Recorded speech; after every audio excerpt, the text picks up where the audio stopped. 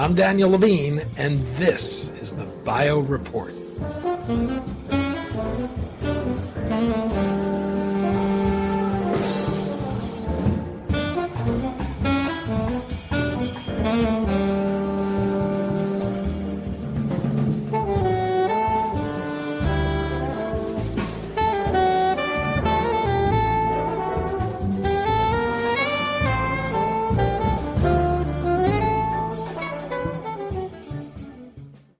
Humacyte's human acellular vessels are experimental engineered off-the-shelf replacement vessels that are being developed for vascular repair, reconstruction, and replacement.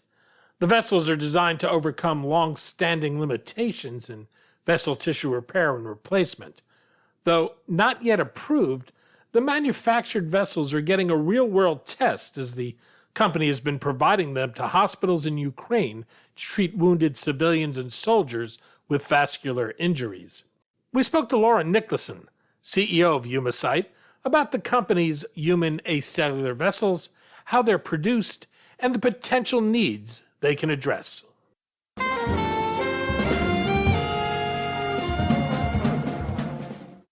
Laura, thanks for joining us. Oh, thank you, Danny, for having me. It's great to be here. We're going to talk about Humacyte, its human acellular vessels, and how these experimental regenerative medicine products have made their way to assist the war effort in Ukraine. Let's start with the need you're addressing with your bioengineered human acellular vessels. What's the need these can potentially address, and what's the range of circumstances under which they might be used? Well, Danny, as many of us know, vascular diseases of the arteries, is probably the biggest killer in the Western world, in the United States, Europe, and elsewhere. Vascular diseases include heart disease, like heart attacks. It also includes peripheral vascular disease. It includes large vessel disease and small vessel disease.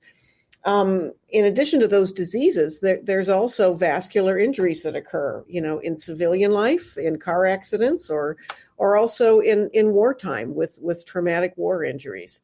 So anytime there's a severe disease or an injury of an artery or a blood vessel, that vessel typically needs to be replaced. And really the only way to do that now is to kind of rob Peter to pay Paul. In other words, in many cases, we wind up stealing a vein from someplace else in the patient's body and moving it over to where the injured vessel or artery is. What Humacyte's technology has the capacity to do is to make engineered arteries that are human tissue, but they're available off the shelf, which means that when a surgeon needs to repair or replace an artery, whether it's in the leg or in the arm or due to an injury or what have you, the surgeon can reach up on the shelf and pull this engineered artery down rather than having to cut the patient open somewhere else and steal a vein and then move that over. Well, what are the limitations of the existing approaches, and what are the challenges of using a patient's own vessel from one part of the body to place in another? Well, there's a couple of limitations for this current approach of sort of stealing veins from one part of the body. One is that, as you might imagine, it sometimes happens that when a vein is taken out of somebody's leg or their arm, they have complications from that. The wound cannot heal, they can get swelling, they can get infection, they can have discomfort long term. But in addition, there are many patients with varicose veins, patients who've had their veins harvested for other procedures, for example, who might need a vessel repair or replacement, who frankly just don't have veins that are up to the job. So those are some limitations of using vein. There are also synthetic materials out there, like plastic tubes made out of Teflon, for example. And sometimes these are used to replace arteries as well. But it's well known that for smaller blood vessels, like the arteries on the heart, these synthetic plastic grafts really don't work well at all. In fact, they're basically never used. And even for larger vessels in the legs and arms, they're used, but only grudgingly, because frankly, they don't work that well in the long term. So Humacyte's technology is really designed to provide a human tissue that we essentially grow from scratch, but that we manufacture in such a way so that it's non-immunogenic. So the human arteries that we grow can go into any patient without rejection. Walk me through the process of making these vessels. How are they produced? Well, our engineering process for making the human acellular vessels really starts with human cells. So we've accumulated over more than a decade a really extensive cell bank of vascular human cells. And we use these cells as the starting material or the building blocks for making our engineered tissues in our manufacturing suite. Basically, every time we want to essentially grow a new batch of tissues, we take a small vial of cells out of our cryo freezers, and we thaw those cells out, and we grow them in our specialized process, which allows us to grow large numbers of cells, and then use these cells by seeding them onto what we call a scaffold. And the scaffold is an important part of the process. It's a microscopic sort of polymer form or shape, so that when we seed the cells onto the scaffold, the cells grow and form a tissue that's the same size and shape of the scaffold that we made. So if we want to grow a 40 centimeter long artery that's 6 millimeters in diameter, we create a scaffold that has those dimensions, and we put cells on it, and over time the cells fill in the scaffold and create a new artery in those dimensions. Because of the way we make it, we can make tissues in different shapes and sizes, and that allows us in the long term to address a large number of clinical problems. And how standardized are the end products? Well, we've been fortunate. After a lot of work, we've been working on this manufacturing process now for more than 15 years. We've gotten it to be fairly standardized. So we have a very standardized cell bank, and we have a very standardized process for seeding the cells onto the scaffold, making the scaffolds, and then seeding the cells on and growing the cells to form an artery. In fact, our product has a very high degree of reproducibility, which is actually much higher than surgeons are used to seeing, for example, when they harvest vein from a patient. So if from patient to patient to patient, every time a surgeon harvests a vein from a new patient, he gets a new vessel. It can be bigger, fatter, it can have valves, it can have branches. Our vessel is pretty much the same every time. You refer to the vessels you grow as acellular. As part of the process of creating these, once they're formed, you decellularize them. What exactly does that mean, and why do you do that? So all of the tissues in our body have basically two parts. They have cells, which we all know about, and then they also have what's called extracellular matrix. And these are proteins like collagen that really form the backbone and the structure of all of our tissues. So, for example, our tissues like skin or blood vessel or even our bones, all of those tissues have cells in them, but what really gives the mechanical character, like the mechanical strength to our tissues, is not so much the cells, but the matrix that they make, like collagen. So when we grow our engineered arteries, what we do is we grow the cells in a specific shape, but while the cells are growing, they also secrete a tremendous amount of collagenous extracellular matrix. In fact, it's about 40 or 50 matrix molecules that these cells make. In the end, when we decellularize the artery and rinse the cells away, what we're doing is we're rinsing away the parts of the tissue that can create an immune response. So what we've seen in over 460 patients that have gotten the HAV is we've never seen a single episode of what we would call clinical rejection. These tissues are simply not rejected because we wash away the parts of the tissue that the human immune system might recognize. And what indications are you pursuing for these? Well, right now, the HAV is being studied in 2 phase 3 trials. One is in the treatment of vascular trauma, which is part of what led us to think that it might be useful to send the HAV to Ukraine to help with patients who are suffering vascular trauma there. But our clinical trial is active in the US and Europe in trauma. And in addition, we have another phase 3 trial in patients with kidney failure who are on hemodialysis. And those patients often need essentially an artificial blood vessel that's connected to an artery and a vein that can allow them to undergo hemodialysis 3 times a week. So we're looking at those 2 indications, but we've also got earlier stage trials underway in peripheral arterial disease. And what's known about your vessels in terms of their safety and efficacy from studies that have been done to date? Well, again, we have multiple trials underway, and so we're still collecting data. But what we know so far is that the HAV is very durable. We have some patients who've been using our HAV for hemodialysis, for example, for more than 9 years now.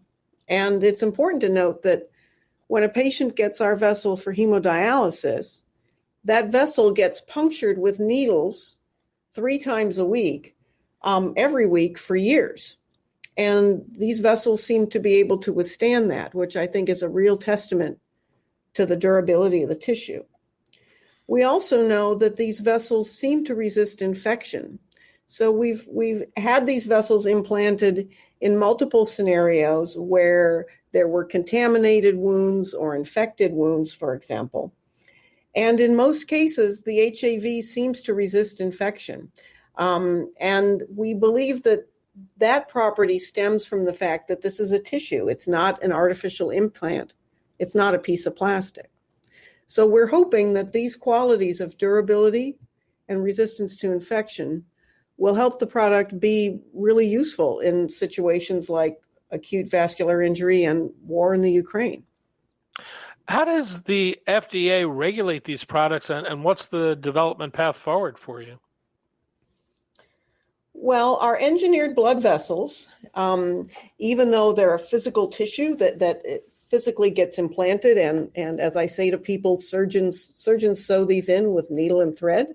In fact, we're regulated as a biologic. So we're regulated by that part of the FDA that regulates, for example, all of the COVID vaccines and therapeutic proteins and antibodies. The Center for Biologics also regulates a small number of engineered tissues, and we fall in that category as well. So because we're regulated as a biologic, our clinical development pathway really mimics that of other biologic products, which means that we've gone through early stage and now pivotal stage phase 3 trials. And as part of getting approval, we would hope to file our first biologics licensing application, or BLA, probably at the end of this year. Even though you don't yet have approval, you began shipping these last month for humanitarian use in the war in Ukraine. How did this come about, and how much regulatory and governmental navigation did you need to go through? So yes, this has been a very interesting journey, and I think the story is still being told. But this really began by a request that we got from one surgeon in the Ukraine in March.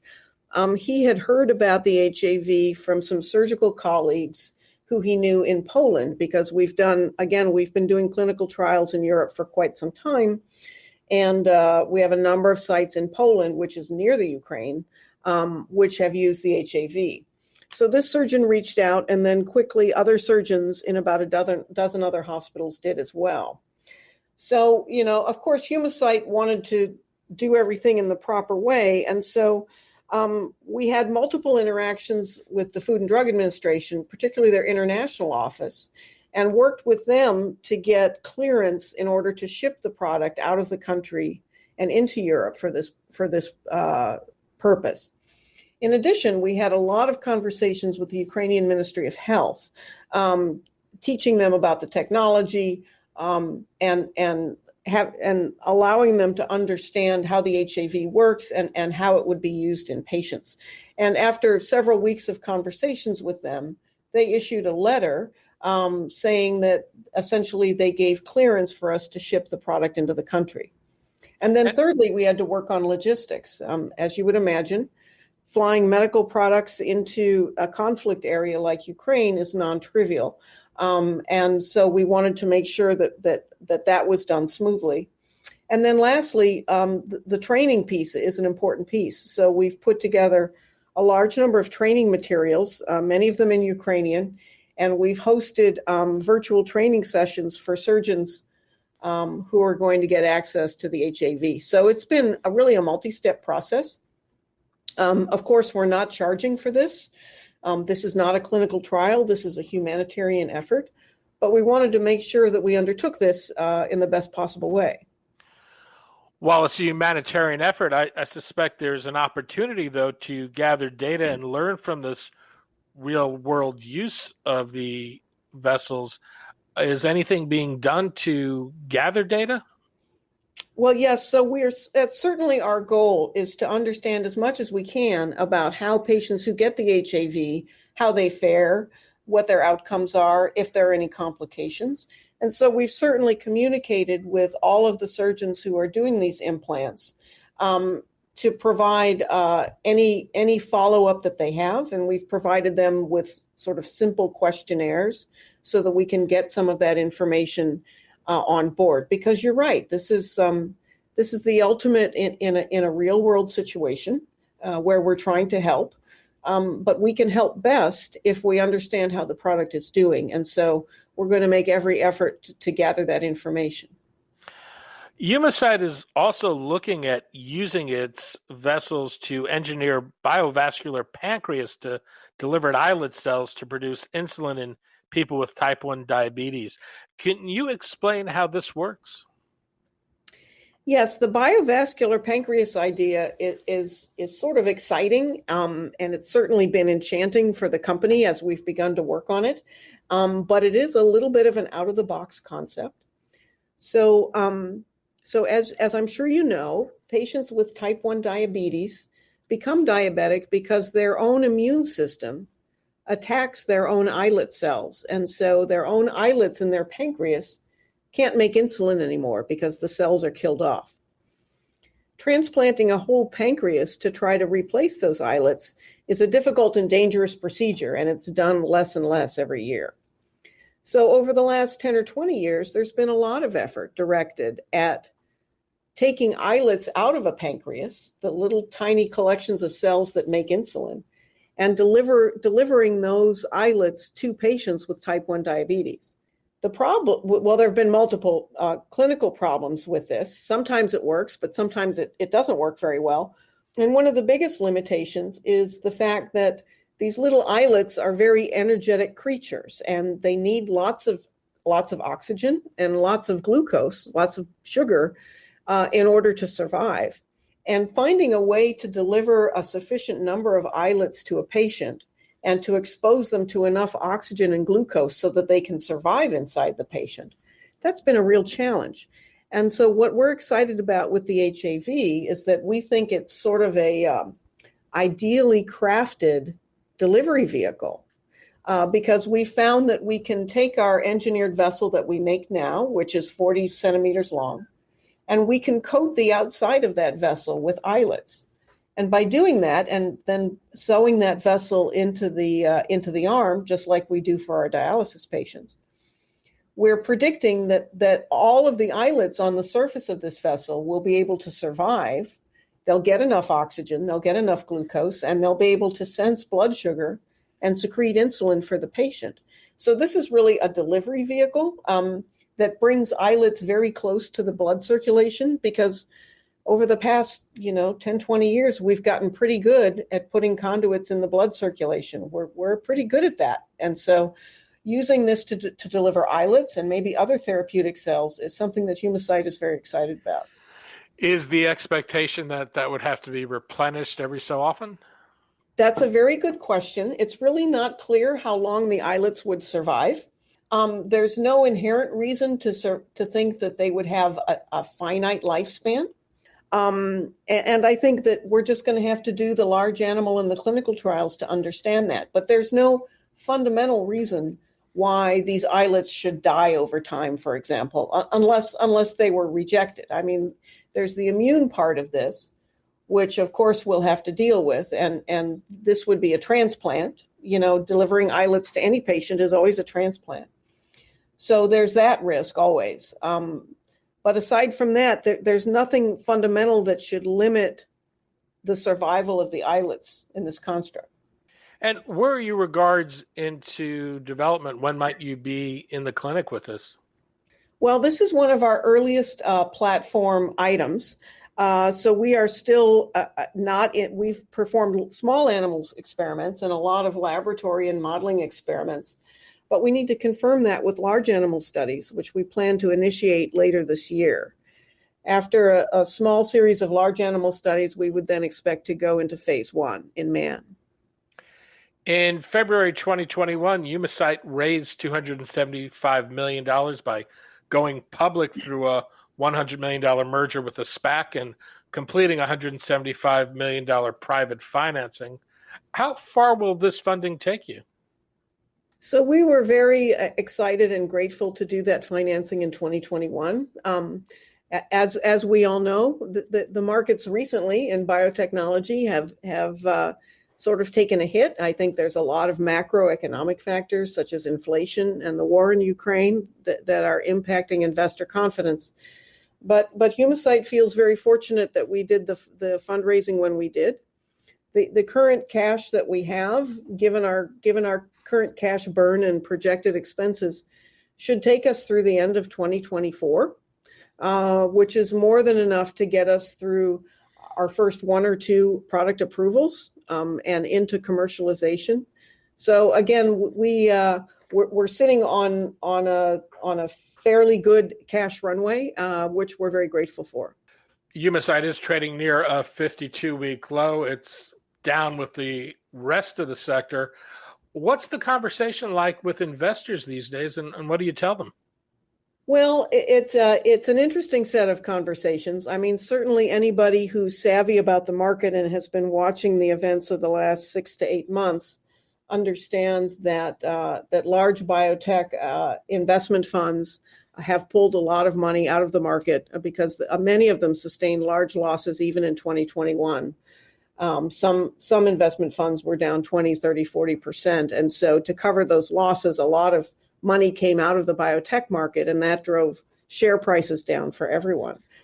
Again, I think Humacyte is in a good position because we have this cash runway in hand. We've been generally meeting our milestones and essentially delivering on what we said we would do. Our clinical trials are moving forward. Our regulatory strategy is moving forward. Our commercial development strategy is moving forward. And so frankly, what we tell investors and analysts is that we're executing. We're keeping our heads down. We're doing what we said we would do. The story had tremendous value in 2021, and it still has the same value now, even if the market undervalues it. So Humacyte's a great buy and we're cheap now. And so that's what I tell investors is that, the share price doesn't reflect what the company's doing. It reflects what the markets are doing. Laura Niklason, co-founder and CEO of Humacyte. Laura, thanks so much for your time today. Thank you, Danny.